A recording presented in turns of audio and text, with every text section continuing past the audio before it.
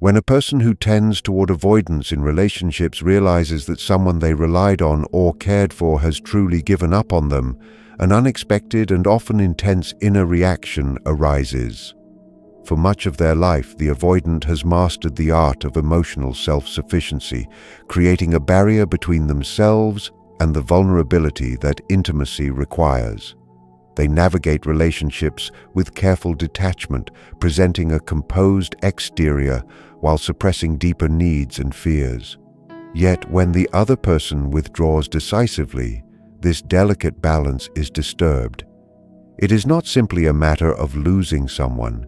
It is the sudden confrontation with the reality of their own dependence, the part of themselves they habitually deny.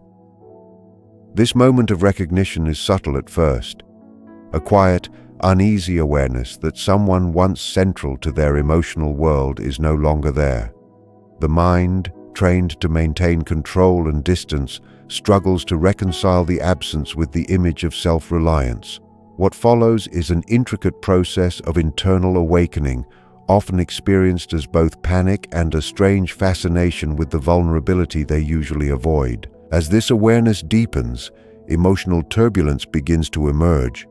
Feelings that had been carefully repressed, dismissed, or intellectualized rise to the surface. Anxiety, confusion, and a sense of emptiness sweep through the psyche, confronting the avoidant with sensations they have long evaded. The familiar strategies of detachment no longer provide comfort. The absence of the other exposes the gaps within themselves.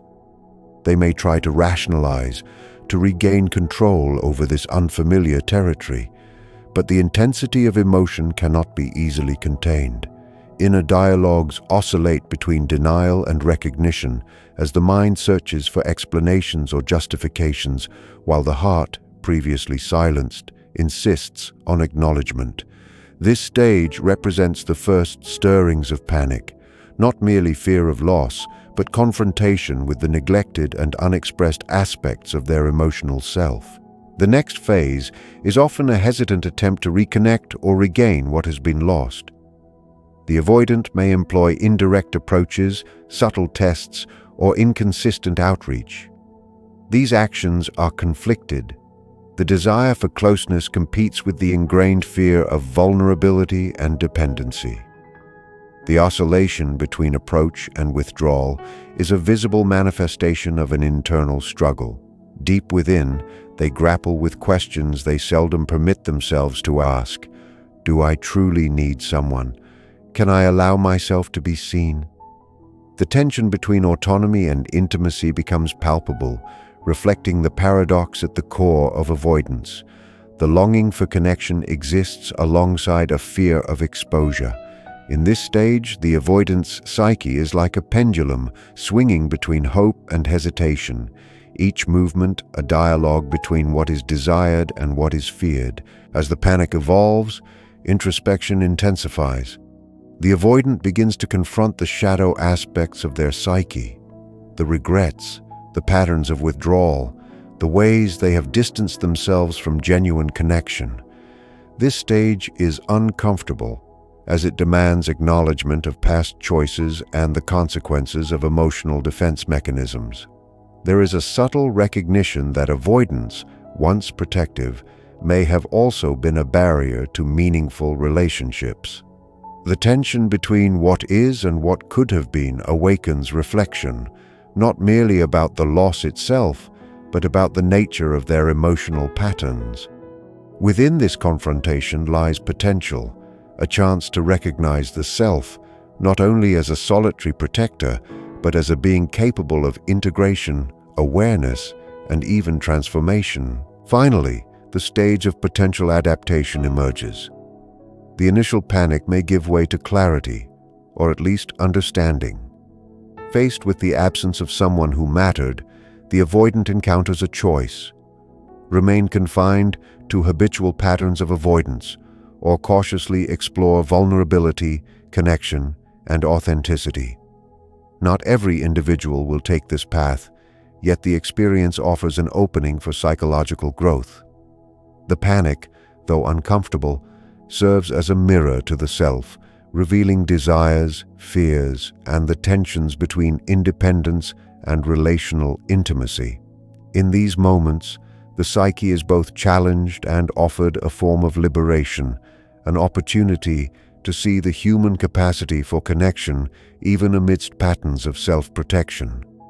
It is in the intersection of absence and awareness that transformation quietly begins. The experience of being truly abandoned or given up on is often profoundly destabilizing for the avoidant individual. For years, they have honed the ability to maintain emotional distance, to project self-sufficiency, and to manage intimacy in controlled measures. Relationships for them have always been a careful negotiation between closeness and autonomy. Yet when the other person withdraws permanently, this delicate equilibrium shatters. The avoidant is confronted not merely with the absence of another, but with the stark mirror of their own unacknowledged needs.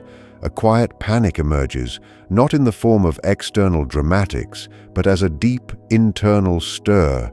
It is a confrontation with vulnerability they have habitually denied, a recognition of a desire for connection that exists beneath the armor of independence. This initial stage is subtle, yet disorienting, for it undermines the very narrative they have relied upon, the story of complete emotional self-containment.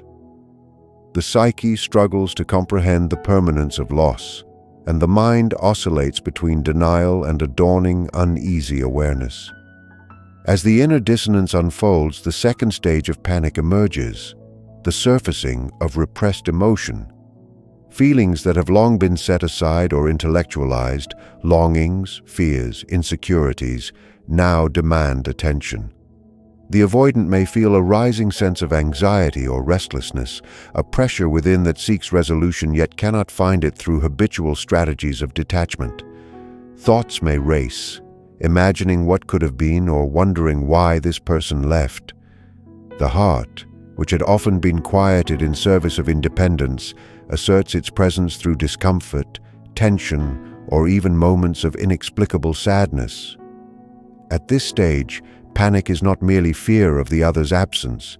It is the psyche confronting itself, facing the emotional truths that have been denied. The individual may try to analyze or rationalize, but the intellect alone cannot soothe the stirring of the soul.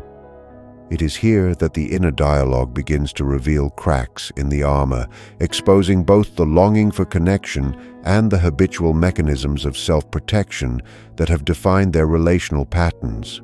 In the third stage, the avoidant may feel a conflicted urge to re-establish contact, to seek signs of return or reassurance. This stage is complex because desire and fear are intertwined. Every attempt at outreach is often tentative, indirect, or inconsistent, reflecting an internal struggle between the need for closeness and the fear of vulnerability. The avoidant may oscillate between reaching out and withdrawing, each impulse revealing the tension between dependency and independence. The psyche, long accustomed to self-containment, now experiences a strange disorientation. Connection, once managed on its own terms, becomes unpredictable, pressing upon them with unfamiliar intensity. This stage illustrates the paradox at the heart of avoidance, simultaneously craving intimacy and fearing its consequences. The oscillation itself becomes a form of expression, a shadowed dance between longing and self-protection, showing that even in withdrawal, the avoidant cannot fully escape the call of relational connection. By the fourth stage, introspection deepens, and the avoidant begins to meet the shadow within. Regret, self-reproach, and a growing awareness of the consequences of habitual emotional distancing emerge. The absence of the other forces reflection on personal patterns that have both safeguarded and limited them. The psyche is confronted with questions rarely addressed. How has my avoidance shaped the relationships I value? What is the cost of protecting myself at the expense of connection? This stage is uneasy because it asks for honesty, for acknowledgement of vulnerability, and for recognition of the limitations imposed by self-imposed barriers. Though discomfort dominates, the stage also offers the potential for insight, allowing the avoidant to perceive not just what has been lost externally, but what might be gained internally through awareness, adaptation, and measured vulnerability. In the final stage, a path toward potential transformation appears. The initial panic may begin to settle into clarity as the avoidant confronts the permanence of absence and the reality of their own patterns. This stage presents a choice: to continue within familiar avoidance or to cautiously explore authenticity, connection, and emotional openness. Panic transforms into a form of illumination, revealing the tension between autonomy and relational desire. Even if the individual does not fully embrace vulnerability, the experience leaves an imprint, a mirror of the self that cannot be ignored. In this process, the avoidant psyche encounters the possibility of growth, learning, and deeper understanding. It is a quiet, often subtle awakening to the complexities of human attachment, demonstrating that absence, though painful, can catalyze profound reflection and potential psychological transformation. When an avoidant realizes that someone they have valued or relied upon has truly given up on them, the psyche experiences an abrupt and unsettling disruption.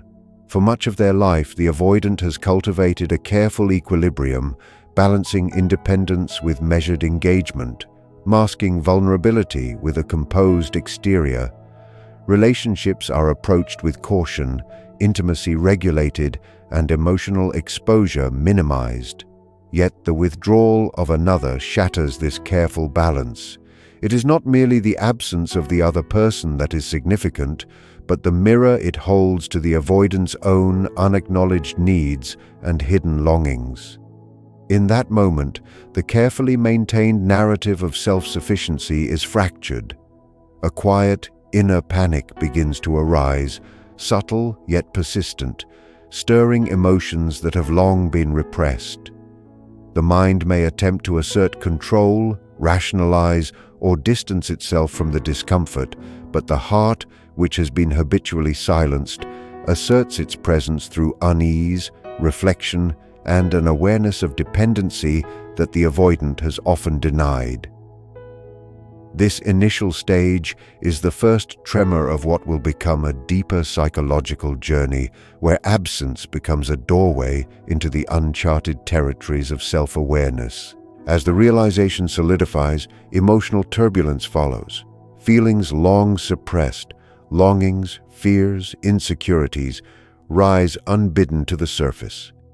Anxiety, disorientation, and a strange restlessness sweep through the inner world. This stage is not merely about losing someone, it is about encountering the aspects of self that have been carefully repressed in the service of control and autonomy. The avoidant may find themselves ruminating over what was lost, imagining alternatives, or searching for reasons why this separation occurred. Intellectualization may provide some temporary comfort, but it cannot quiet the emotional stirring that insists on acknowledgement. This is the point where the inner panic is most palpable. The mind seeks mastery, yet the heart demands recognition. It is a confrontation with the unexamined self, with emotional truths that have been avoided, a subtle collision between the desire for connection and the fear of exposure. The psyche in this turbulence begins to navigate unaccustomed territory, oscillating between denial and acceptance, seeking stability in a realm it has long avoided exploring. In response to this inner upheaval, the avoidant may feel a conflicted drive to reconnect, though the impulses are tentative and inconsistent. Attempts to regain contact, signal presence, or elicit reassurance often arise from a place of internal tension. The fear of vulnerability competes with the desire for closeness, creating a dynamic of approach and withdrawal. Every outreach is weighed against the anxiety of exposure, every pause shadowed by doubt. This stage illuminates the paradox inherent in avoidance. Even as autonomy is prioritized, the longing for connection persists, often manifesting in subtle, enigmatic ways. The oscillation itself becomes a language of the inner struggle, a reflection of the shadow self that is seldom acknowledged. In this stage, the avoidance behavior is not arbitrary but deeply symbolic, revealing the push and pull between self-protection and relational yearning. The psyche is negotiating a delicate terrain, where every gesture, hesitation, or reflection represents both fear and desire, the tension between freedom and intimacy. As the stages unfold, introspection grows deeper, and the avoidant begins to confront patterns of withdrawal, regret, and unfulfilled potential. The absence of the other serves as a catalyst for examining past choices and emotional defenses. In this stage, the individual encounters the shadow, the part of self habitually repressed, the internal consequence of a life shaped by cautious detachment. Questions of responsibility, missed opportunities, and relational limitations surface. This introspection is not comfortable. It asks for honesty and reflection, revealing both the protective function and the cost of avoidance. Yet within this discomfort lies potential insight. The avoidant may recognize the relational dynamics that have shaped their emotional experience, gaining clarity on the balance between independence and the natural human need for connection. The stage of reflection is pivotal as it bridges the initial panic with the possibility of adaptation, offering a lens through which the psyche can understand both loss and self-patterns. The final stage introduces the possibility of transformation.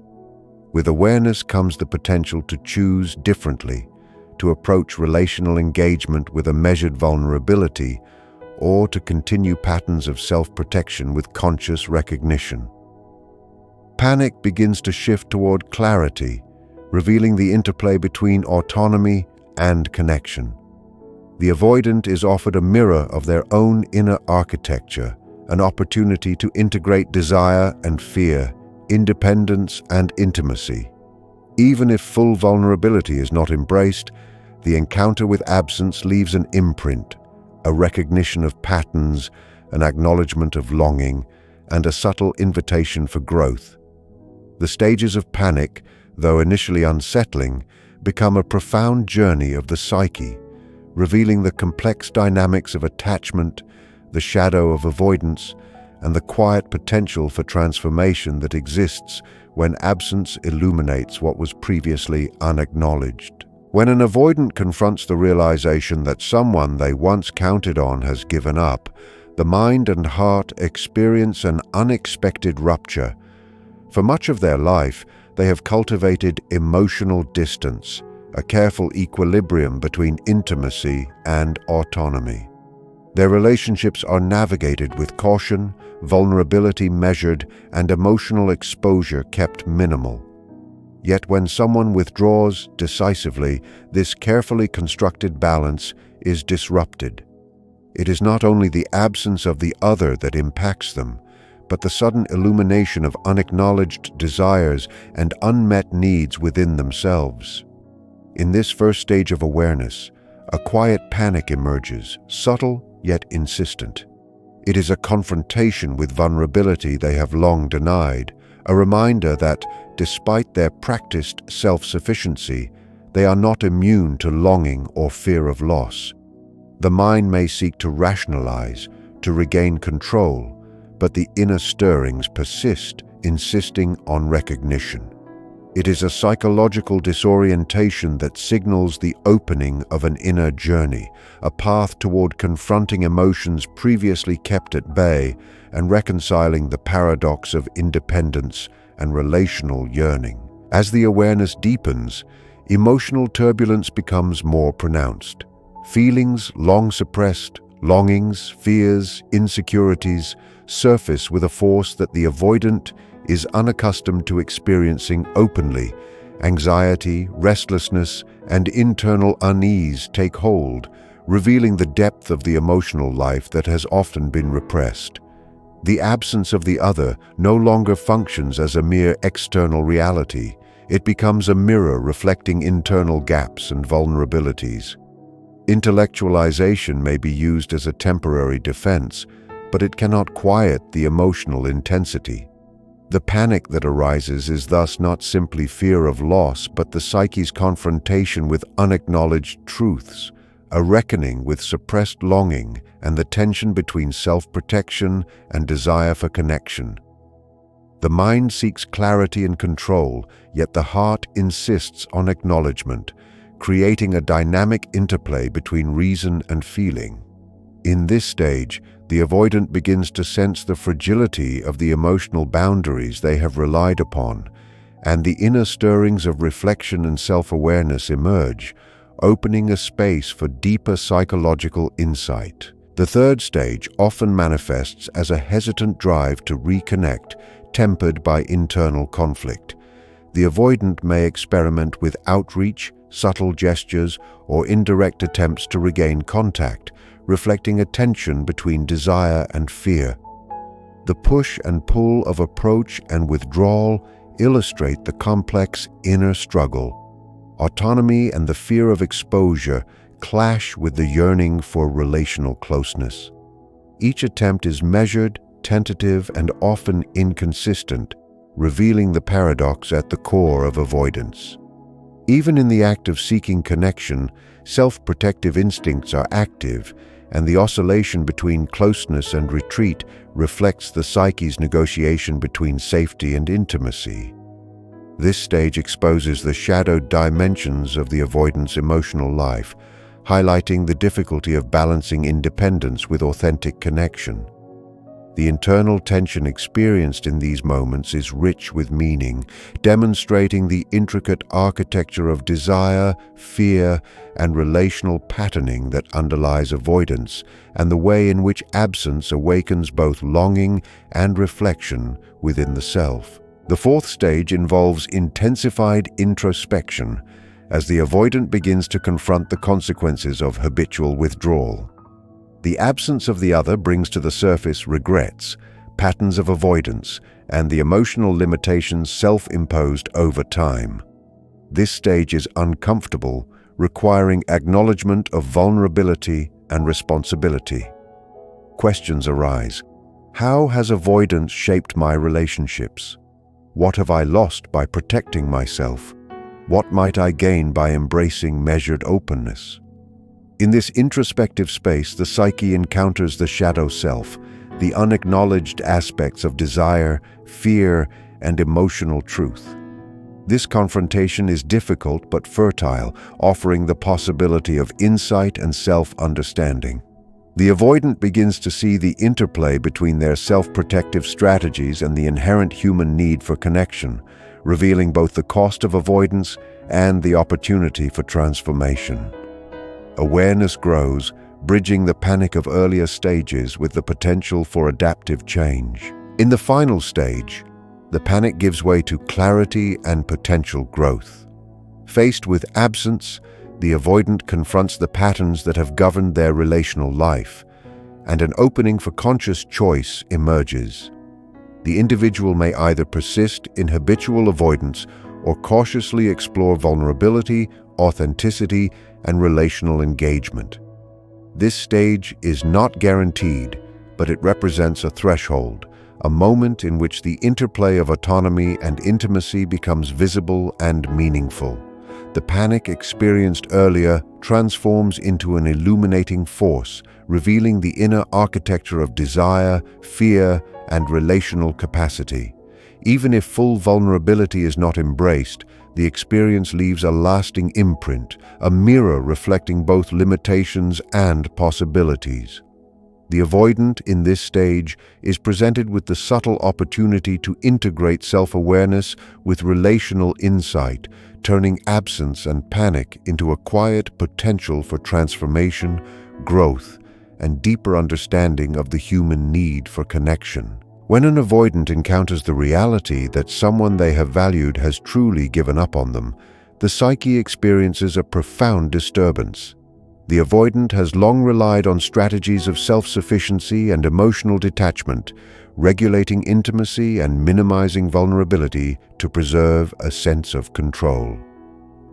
Yet the absence of someone important disrupts this carefully maintained equilibrium. It is not solely the loss of the other that impacts them, but the exposure of latent desires and unacknowledged needs within themselves. In this first stage, a subtle but insistent panic arises, signaling the tension between independence and the unspoken longing for connection. The mind may attempt to regain control or rationalize the situation, but the heart insists on recognition. The initial recognition of absence functions as a mirror, reflecting what the avoidant has long denied and marking the beginning of a journey inward. It is a confrontation with vulnerability and dependency, revealing the inner landscape of fear, desire, and emotional complexity that has been carefully concealed for self-preservation. As this awareness develops, emotional turbulence intensifies. Feelings previously suppressed, longings, uncertainties, and anxiety surface with unexpected clarity. The avoidant experiences a restlessness that cannot be quelled by rationalization alone. This stage of panic is not simply a fear of loss, it is an internal reckoning with the self. The absence of the other illuminates the areas of emotional neglect, the suppressed vulnerabilities, and the longing for connection that has been habitually denied. The mind oscillates between analysis and denial, seeking explanations and control, while the heart asserts the uncontainable presence of feeling. The internal conflict is both uncomfortable and revealing, drawing the avoidant into the terrain of self-reflection. It is a confrontation with the tension between self-protection and relational desire, the paradox of autonomy entwined with the innate human need for connection, which forms the foundation of the panic experienced in this stage. In the third stage, the avoidant may feel a subtle but conflicted urge to reconnect. Efforts to regain contact, whether indirect or tentative, reflect the tension between the desire for closeness and the fear of exposure. The oscillation between approach and withdrawal illustrates the core paradox of avoidance, longing for intimacy while resisting vulnerability. Each gesture is carefully measured, each hesitation signaling the inner struggle between independence and relational engagement. This stage reveals the shadowed dimensions of the avoidant's psyche, where even attempts at reconnection are filtered through self-protective mechanisms. The interplay of fear and desire becomes tangible, and the oscillation itself functions as a form of internal communication, demonstrating the depth of emotional conflict inherent in avoidance. Here, the psyche negotiates between maintaining autonomy and responding to the undeniable pull of attachment, illuminating the subtle dynamics that shape relational behavior. By the fourth stage, introspection deepens. The avoidant is compelled to confront the consequences of habitual withdrawal, the regrets and limitations imposed by patterns of emotional self-protection. The absence of the other encourages reflection on choices, missed opportunities, and the costs of avoiding vulnerability. Questions arise. How have my defenses shaped my relational life? What might I gain by cautiously allowing connection? This stage is uncomfortable yet fertile, demanding acknowledgement of both limitations and potentials. The confrontation with the shadow self fosters self-awareness, revealing the interplay between protective strategies and the inherent human need for attachment. Introspection here bridges the panic of earlier stages with the possibility of adaptation, opening the door to conscious understanding of emotional patterns and relational dynamics. In the final stage, the avoidant encounters potential transformation. Panic begins to evolve into clarity as absence illuminates the choices available: to continue habitual avoidance or to explore measured vulnerability and relational authenticity. The mind and heart engage in dialogue, weighing independence against the call of connection.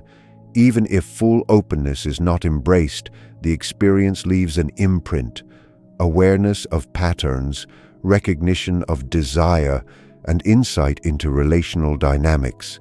The initial panic thus becomes a catalyst for psychological reflection, growth, and the possibility of change. In this stage, the avoidant psyche meets both its limitations and its capacity for adaptation, demonstrating that absence, while painful, can awaken understanding, illuminate inner truths, and offer a subtle power